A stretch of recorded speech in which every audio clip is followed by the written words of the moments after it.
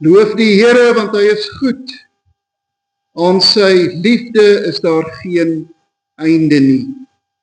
Wie kan die magtige dade van die Here onder woorde bring? Wie kan sy lof ten volle verkondig? Genade en vrede van ons lewende Here Jesus Christus. Amen. Broers en susters, ons het in God gesondig. Ons het gedoen wat verkeerd is in sy oë. Laat ons ons uwe ondersoek en onsself vergewis van ons sonde en liefdeloosheid. Oor die wet, soos Jesus het opsom in Markus 12, vers 28 tot 31.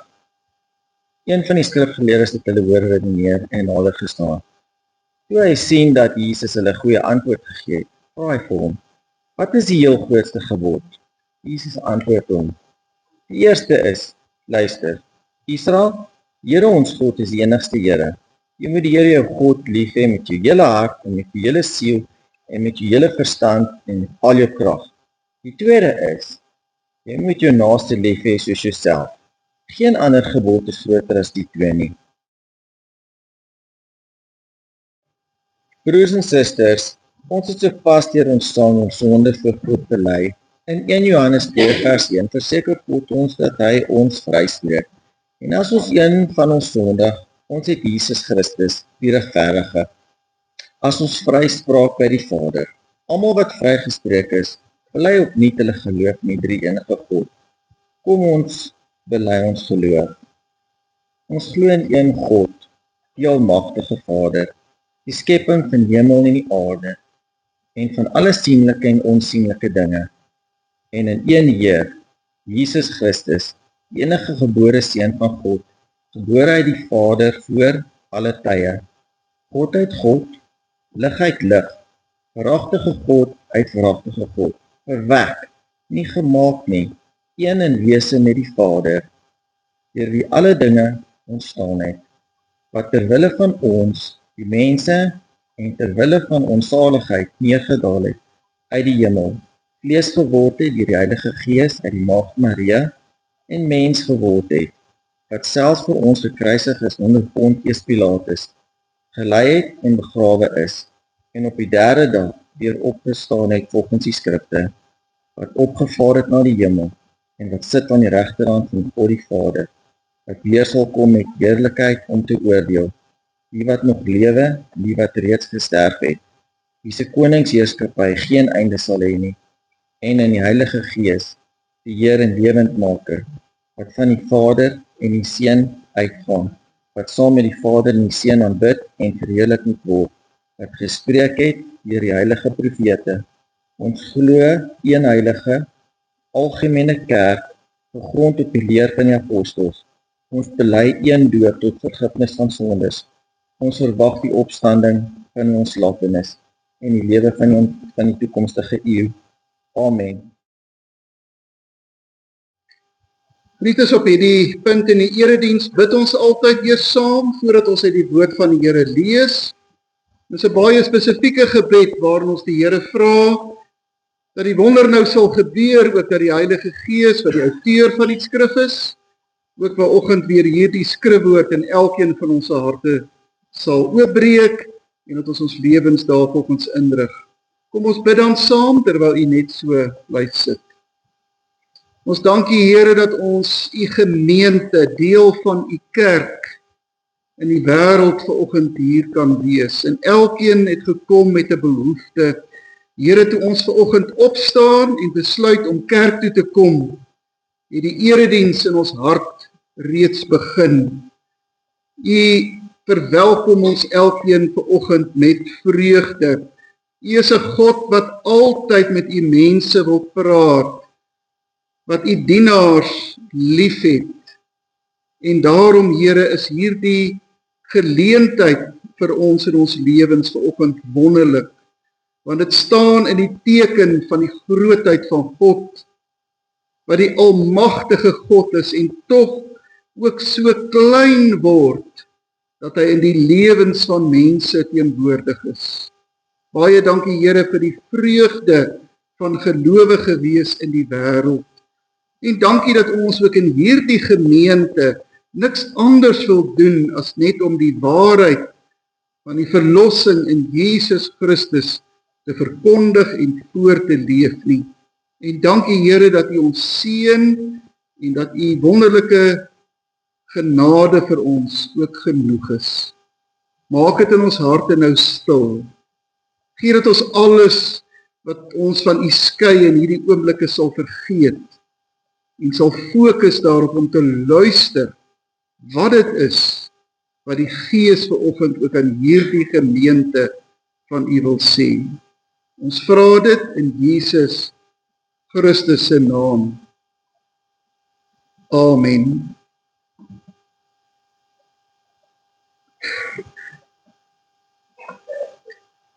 Broers en susters, ons lees vanoggend uit die Nuwe Testament saam, uit die Evangelie, na die beskrywing van die apostel Johannes. Uit Johannes se Evangelie lees ons hoofstuk 2 en ons gaan die eerste perikoop lees wat uit 12 verse bestaan. Die opskrif vir hierdie gedeelte is die bruilof in Kana. Op die 3de dag was daar 'n bruilof in Kana in Galilea en die moeder van Jesus was daar. Jesus en sy disippels is ook na die bruilof toe genooi. Toe die wyn opraak, sê Jesus se moeder vir hom, hulle het nie meer wyn nie. Maar hy sê vir haar, waarom sê jy dit vir my? My tyd het nog nie gekom nie. Sy moeder sê toe vir die kelners, wat hy ook al vir julle sê, moet julle doen. Daar het 6 klipkanne gestaan vir water, wat die Jode by hulle reiniging gebruik het. Elkeen het tussen 90 en 100 liter gehou. Jesus sê toe vir die kelners, maak die kanne vol water. Hulle het dit tot bo toe vol gemaak. Toe sê hy vir hulle, skep nou daarvan uit en gaan gee dit vir die seremoniemeester. Hulle het dit gedoen. Die seremoniemeester het nie geweet waar dit vandaan kom nie, maar die kelners wat die water uitgeskep het geweet. Toe die seremoniemeester die water proe wat wyn geword het, roep hy die bruidegom en sê vir hom, 'n mens sit gewoonlik eers die goeie wyn voor. En as die mense goed gedrink het, die van 'n swakker gehalte. Maar jy het die goeie wyn tot nou toe teruggehou. Hierdie eerste wonderteken het Jesus in Kana in Galilea gedoen. Hy het daardeur sy mag laat blyk en sy disippels het tot geloof in hom gekom. Hierna het hy, sy moeder, sy broers en sy disippels na Kapernaum toe gegaan, maar hulle het nie baie lank daar gebly nie. Broers en susters, kom ons lees dan vanoggend daardie verhaal, wonderwerk vertelling van die apostel Johannes as God se ewige en onfeilbare woord. Broers en susters, u sien op die blaadjie, die tema van ons prediking vanoggend is God se jubelende ja vir die lewe. Liewe broers en susters in die Here, die eerste wonderwerk van Jesus, naamlik om water in wyn te verander, het nog altyd vraagtekens laat ontstaan. Die probleem is dat dit so baie wyn was. 6 klipkanne wat nagenoeg 100 liter elk bevat het.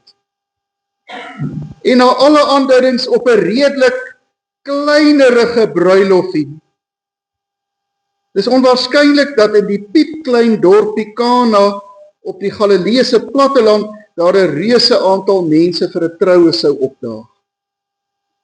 En deur die eeue heen het Bybel uitleers, geleerdes eintlik klei getrap om hierdie situasie te verklaar.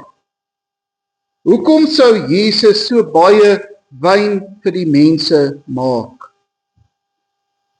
Party het gesê dit is 'n ongegiste wyn gewees, 'n tipe vrugtesap. Maar die probleem is die Griekse woord wat hier vir wyn gebruik word ook op baie ander plekke in die Nuwe Testament gebruik en daar is dit inderdaad en baie beslis wyn. Verder ook die eienaardige uitspraak dat Jesus juis deur dit te doen, deur die water in wyn te verander, sy heerlikheid geopenbaar het. Die vraag wat ons eintlik wil vra is, kon Jesus sy eerste wonderwerk nie eerder die aanspreek van mense se nood gewees het nie? Kon hy nie eers die brood dalk vermeerder het of 'n sieke genees het of selfs iemand uit die dood laat opstaan het nie? Wat verder belangrik is om raak te sien is dat daardeur die evangelieskrywer Johannes na hierdie gebeure verwys word as 'n teken. Hy stel naamlik hierdie eerste wonderteken het Jesus in Kana in Galilea gedoen. Nou 'n teken is altyd iets wat vir ons iets wil uitwys. Wat aandui, wat heenwys na 'n boodskap wat ons moet raak sien.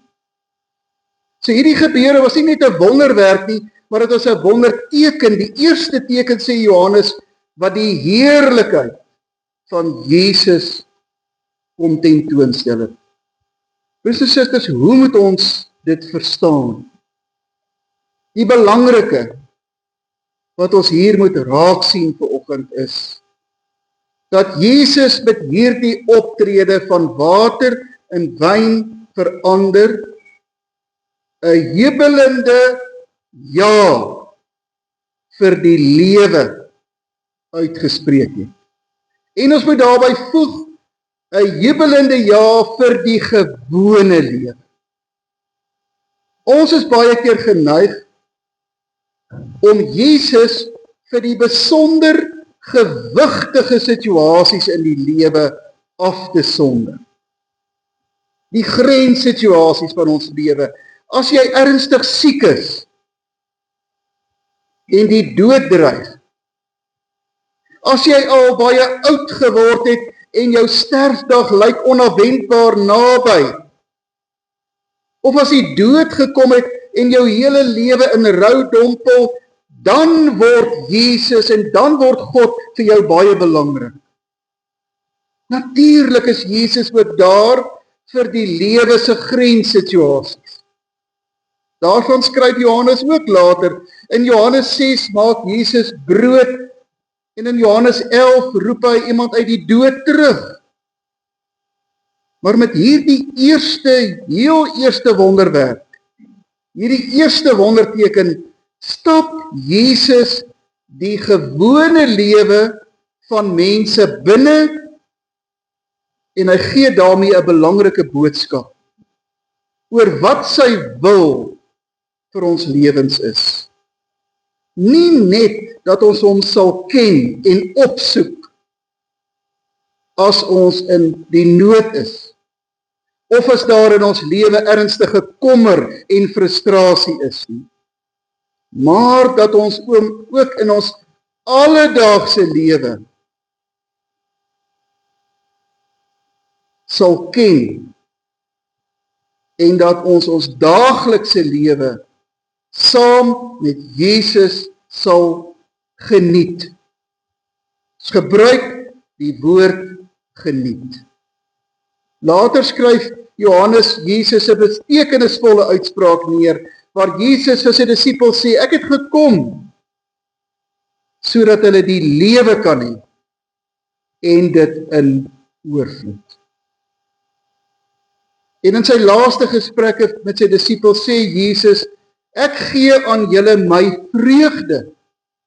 My vreugde sal in julle wees en julle vreugde sal volkome wees. Nee, hy wil nie net die Here in ons nood, in ons pyn en by ons begrafnisse wees nie.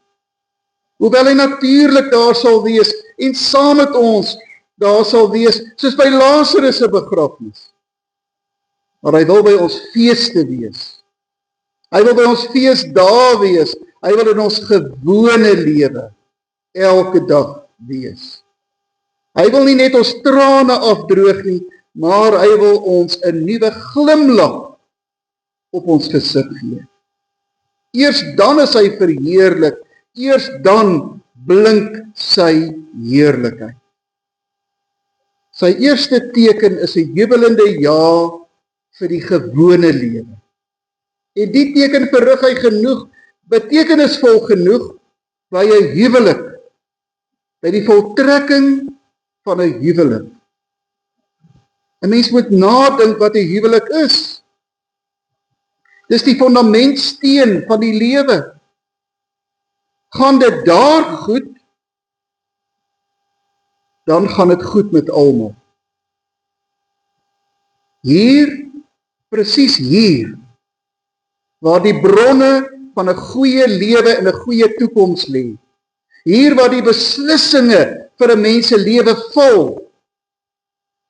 Hier waar ons die gewone lewe so mooi kan maak, maar baie keer ook so lelik kan maak.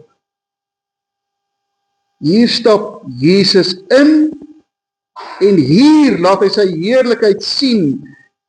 Laat hy sien dat dit hom aangaan.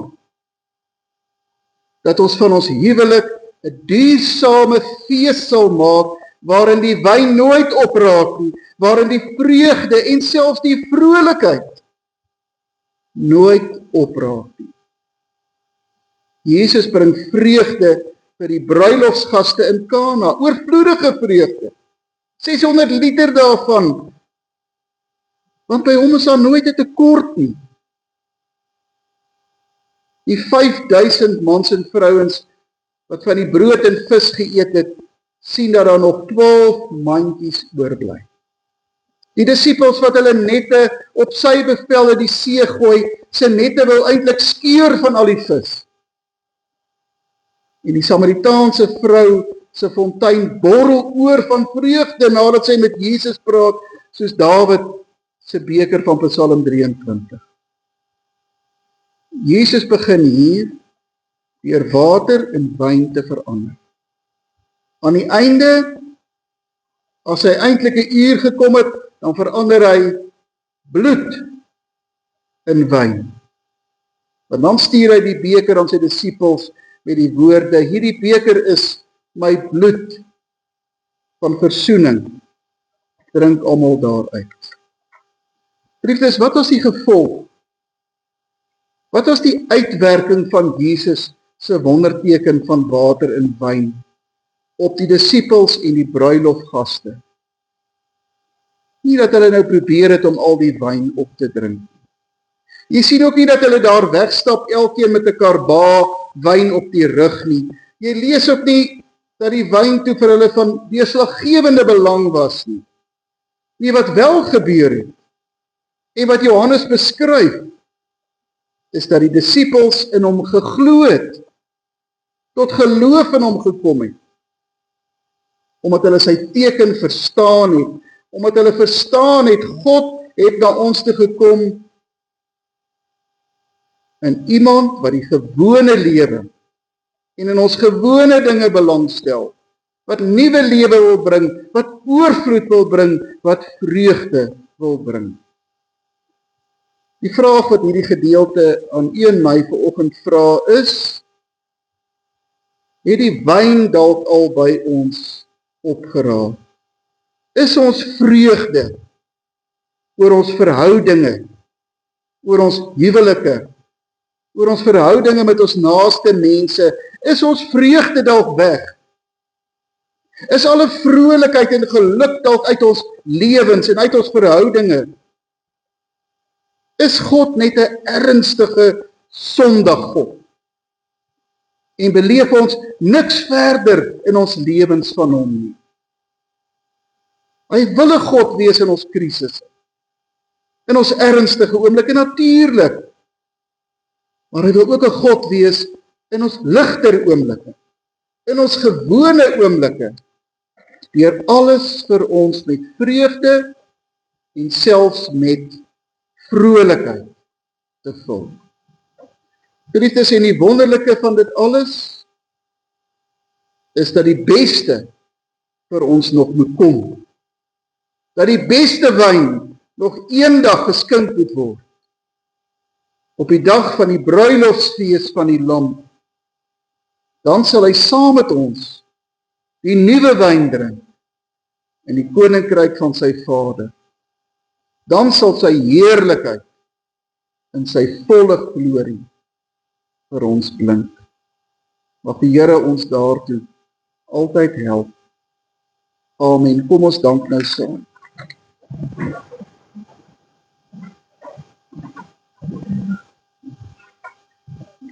So wonderlike Here Jesus, baie dankie Here vir u